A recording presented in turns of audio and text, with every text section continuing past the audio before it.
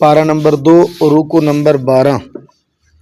اعوذ باللہ من الشیطان الرجیم، بسم اللہ الرحمن الرحیم۔ الطلاق مرتان فإمساکم بمعروف او تسریح بإحسان ولا يحل لكم ان تأخذوا مما آتيتموهن شيئا إلا أن يخافا ألا يقيما حدود الله فإن خفتم ألا يقيما حدود الله فلا جناح عليهما فيما افتدت به تلك حدود الله فلا تعتدوها ومن يتعد حدود الله فأولئك هم الظالمون۔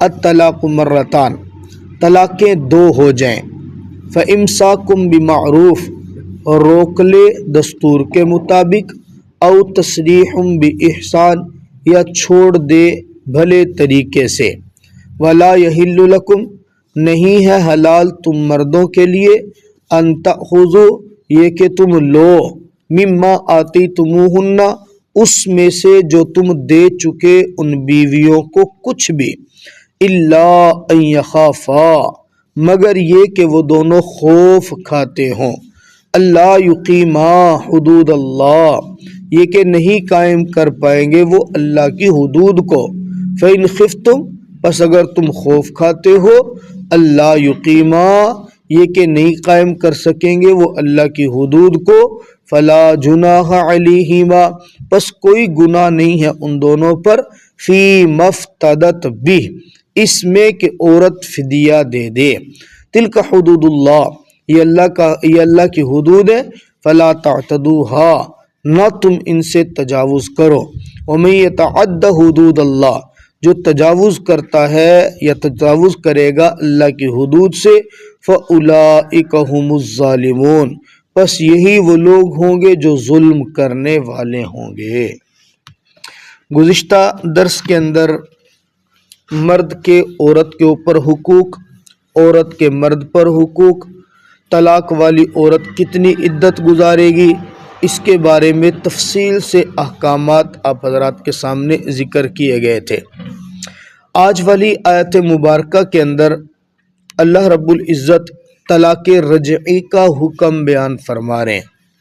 اگر کسی شخص نے اپنی بیوی کو 1 طلاق رجعی دی یا 2 طلاق رجعی دے دی، طلاق رجعی وہ ہوتی ہے جس میں رجوع ممکن ہو، جو صریحی الفاظ سے ہوتی ہے۔ مثال کے طور پہ کوئی شخص اپنی بیوی کو یوں کہہ دے کہ میں تجھے 1 طلاق دیتا ہوں، یا میں نے تجھے طلاق دی، یا جا تجھے طلاق ہے۔ طلاق کا لفظ جب صراحتاً آئے گا تو اس سے جو طلاق واقع ہوگی یہ طلاق رجعی ہے۔ 2 طلاقیں اگر دے دی تو 2 کے بعد تیسری سے پہلے، 2 کے بعد تیسری سے پہلے شوہر کو یہ حق ہوگا، امساکم بمعروف، بھلے طریقے سے اس کو روک لے۔ روکنے کا طریقہ کہ عدت کے اندر اندر رجوع کر لے۔ رجوع کرنے کا طریقہ یہ ہوتا ہے اپنی زبان سے کہہ دے کہ میں بس آپ سے رجوع کرتا ہوں، یا رجوع کرنے کا طریقہ ہوتا ہے بیوی کے ساتھ کوئی میاں بیوی والا کام کر لے، یا اس کے لیے بوس و کنار کر لے، یا اس کو زبان سے، بہرحال کوئی بھی ایسا طریقہ اختیار کرے جس سے پتہ لگے کہ یہ میاں بیوی ہیں، بس یہ رجوع ہو جائے گا۔ یہاں نکاح کی ضرورت نہیں ہے، بس زبان سے کہہ لے۔ شریعت نے یہ 2 طلاقوں کے بعد تیسری سے پہلے کر سکتا ہے، عدت سے پہلے۔ اگر نہیں رکھنا چاہتا، نفرت اتنی بڑھ چکی ہے، او تسریح بإحسان، پھر اس کو بھلے طریقے سے چھوڑ دے۔ ایسا نہ کرے کہ تیسری سے پہلے رجوع کر لیا، اب نہ اس کو اپنے پاس رکھتا ہے، نہ اس کو جانے دیتا ہے، نہ اس کے حقوق پورے کرتا ہے۔ رجوع کر لیا کہ وہ اس کے نکاح میں رہ گئی، حقوق پورے نہیں کرتا تو یہ ظلم کر رہے، طلاق بھی نہیں دیتا کہ وہ کسی اور سے نکاح کر کے وہاں سے اپنے حقوق پورے کروا لے، یہ اس کو درمیان میں لٹکا کے چھوڑتا ہے۔ یہ شریعت کے اندر بہت زیادہ غلط کام ہے۔ شریعت محمدیہ میں طلاق صرف 3 ہے۔ آدمی کو، شوہر کو 3 طلاقوں کی ملکیت ہے۔ 1 2 اور 3، بس 3 سے زیادہ نہیں ہے۔ یہ 3 کی حد کیوں لگائی ہے؟ عرب کے معاشرے میں طلاق کے تعداد والا کوئی تصور تھا ہی نہیں۔ وہاں یہ تھا شوہر اپنی بیوی کو جتنی مرضی مرتبہ طلاق دے دے اور جتنی مرضی مرتبہ رجوع کر لے۔ تو وہاں خاوند بہت سارے جو دنیا دار قسم کے یا ظالم قسم کے، اس زمانہ جاہلیت تھا، تو اپنی بیویوں کو تنگ کرنے کے لیے، رعب جمانے کے لیے طلاق کو بطور ہتھیار استعمال کرتے تھے۔ جہاں تھوڑی سی بات ہوئی، چل جا تجھے طلاق۔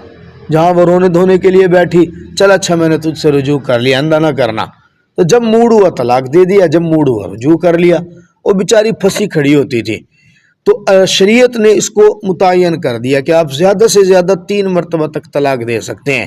پہلی طلاق دے دی تو آپ رجوع کر لیں، دوسری طلاق دے دی تب بھی رجوع کر سکتے ہیں، تیسری طلاق دے دی اب تعلق ختم، اب رجوع والی بات ممکن نہیں ہے۔ اچھا، یہ طلاق کا حکم بیان کرنے کے بعد وَلَا يَحِلُّ لَكُمْ أَن تَأْخُذُوا، یہاں سے اللہ رب العزت خلا کا حکم بیان فرما رہے ہیں۔ خلا کیا ہوتا ہے؟ خلا یہ ہوتا ہے کہ بسا اوقات شوہر کا اور بیوی کا نبھا ممکن نہیں ہو رہا ہوتا کسی بھی وجہ سے۔ اگر آپس میں تعلق رکھنا برقرار نہ ہو اور شوہر ایسا ہو کہ وہ بیوی کو کسی صورت بھی طلاق دینے پہ راضی نہ ہو، تو شریعت نے بیوی کو یہ اختیار دیا ہے کہ وہ اپنے شوہر کو کسی مال کا لالچ دے، مال کا لالچ دے کے، پیسے دے کے طلاق لے لے۔ اس کو خلا کہا جاتا ہے۔ طلاق بالمال بھی کہتے ہیں اور خلا بھی کہتے ہیں۔ یہ اس صورت میں ہے جب طلاق کا مطالبہ عورت کی طرف سے ہے، خاوند حقوق پورے نہیں کر رہا تھا، یہ اپنی جان چھڑانے کے لیے اپنا حق مہار چھوڑ دے، حق مہار واپس کر دے، یا کچھ اور اس کو اضافہ دے دے، اپنی طرف سے پیسے دے اور جان چھڑوا کے کہیں اور نکاح کرنا چاہے، اس کو خلا کہا جاتا ہے۔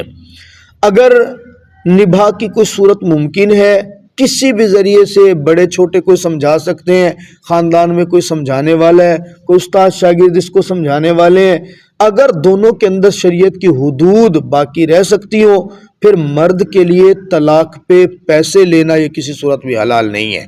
اللہ نے واضح فرمایا وَلَا يَحِلُّ لَكُمْ أَن تَأْخُذُوا مِمَّا آتَيْتُمُوهُنَّ شَيْئًا، جو کچھ عورت کو دے چکے ہو نا، بطور خرچے کے، بطور حق مہر کے، یا کسی چیز کے بھی، اب مرد کے لیے وہ واپس مانگنا حلال نہیں ہے، مردانگی کے بھی خلاف ہوتا ہے۔ اور بیوی تو بیوی ہے۔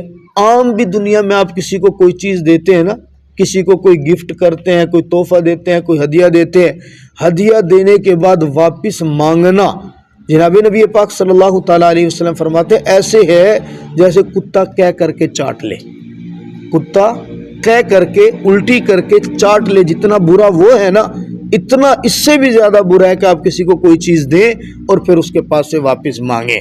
تو اپنی بیوی، اس کو کوئی چیز دینا اور پھر جناب والا مرد بن کے اس سے واپس مانگنا، یہ تو مردانگی کے بھی خلاف ہے۔ جو چیز دے دی ہے بس وہ دے دیا، وہ اس کی ہے، واپس مانگنا اب ٹھیک نہیں ہے۔ ہاں ایسی کوئی صورت ہے الا ان یخافا اللہ یقیما حدود اللہ، اللہ کی حدود قائم نہیں رکھ سکتے۔ یہاں حدود اللہ سے مراد کیا ہے؟ وہ حقوق ہیں جو ہم نے کل ذکر کیے تھے کہ مرد کے ذمے جو حقوق ہیں وہ عورت کے پورے نہ کر پا رہا ہو، عورت کے ذمے جو حقوق ہیں وہ مرد کے پورے نہ کر رہی ہو، وہ اللہ کی حدود ہے طے شدہ، پورے نہیں کر رہے، تو پھر اب کیا کرے؟ عورت فی مفتدت بھی فدیہ دے دے۔ ایک صحابی ہے جن کا نام ہے ثابت بن قیس رضی اللہ تعالیٰ عنہ، ان کی بیوی آپ صلی اللہ تعالیٰ علیہ وسلم کے پاس آئی اور آ کے کہتے ہیں یا رسول اللہ میں نے ثابت کے پاس نہیں رہنا۔ آپ صلی اللہ علیہ وسلم نے پوچھا وجہ؟ کوئی خاص وجہ؟ وہ مرد نہیں ہے، آپ کے حقوق نہیں پورا کرتا، کیا ہے؟ اس نے جو وجہ بتائی نا، یہ اس دور کی بات ہے۔ اب اندازہ کرے وہ دور جب شاید حسن کی شاید اتنی کوئی اہمیت نہیں ہوگی، اس دور کی عورت نے کہا یا رسول اللہ میں نے بہت سارے لوگوں کے درمیان ثابت کو دیکھا ہے، مجھے سیاہ فام ہی نظر آیا ہے، مجھے یہ سیاہ کالی چمڑی والا، یہ مجھے سیاہ فام نظر آیا ہے، یہ مجھے سونا نہیں لگتا ہے، میں نے بہت سارے لوگوں میں دیکھا، میری نظر اس کے اوپر ٹکتی نہیں ہے، تو میں اس کے پاس، میرا قلبی رجحان ہی نہیں بنتا ان کی طرف، آپ بس ایسا کریں میری ان سے جان چھڑوا دیں۔ یہ اس دور کی بات ہے۔ آج کا دور کیا ہے؟ اس لیے حکم ہے نا کہ بیوی خاوند کے لیے جس طرح بن سنور کے رہتی ہے نا، شوہر کو بھی اپنی حیت بنا کے رکھنی چاہیے۔ بعض مرد کیا کرتے ہیں شادی کے بعد نا ایسے جھلے، نہ دانت صاف کرنے، نہ منہ صاف کرنا، نہ رنگ کی طرف کوئی توجہ، نہ بالوں کی طرف توجہ۔ بیوی سے توقع رکھتے کہ میری بیوی بن ٹھن کے رہے، میرے سامنے صاف ستھری ہے، لیکن خود کی حالت ایسے بے وقوفوں جیسی ہوتی ہے کہ بیوی پتہ نہیں بیچاری کیسے گزارا کر رہی ہوتی ہے۔ اب یقین کریں گے، ہمارا تو چونکہ فیلڈ ہے مسئلے مسائل والا، اللہ کی قسم اٹھا کے کہہ رہا ہوں، مسجد میں نماز کے بعد بیٹھا ہوں، میرے پاس 3-4 کیس دارالفتہ میں ایسے ہیں جن میں بیویوں نے آ کے یہ بات کی، مفتی صاحب ہمارا خاوند آپ کی بات مان لے گا، وہ ہمارے قریب آتا ہے نا، اس کے منہ کی بدبو سے ہماری جان جاتی ہے، اس کے منہ کی بدبو سے ہماری جان جاتی ہے۔ آپ چونکہ مفتی صاحب ہیں، ہم شرعی طور پہ ایک بات ہے آپ کو بتا رہے ہیں، آپ خدا را اسے کہیں کہ جب ہمارے قریب آئے نا تو کم از کم دانت صاف کر کے آ جائے گا۔ اندازہ کریں اس بات کا۔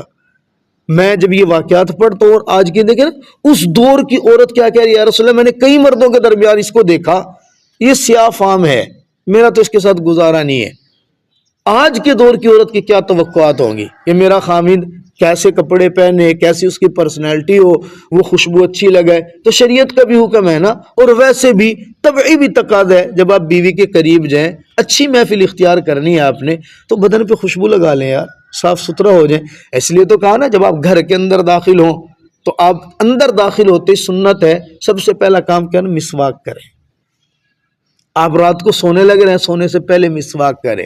صبح اٹھیں، اٹھنے کے فوراً ہی بعد آپ کیا کریں، مسواک، کیونکہ اٹھنے کے بعد سب سے پہلی بات بیوی سے ہوتی ہے، سونے کے بعد سب سے آخر میں بات کس کے ساتھ ہوتی ہے، بیوی کے ساتھ ہوتی ہے۔ تو اس کے حقوق کے اندر ہے آپ جناب والا اپنی صفائی ستھرائی کا اچھے سے خیال رکھیں۔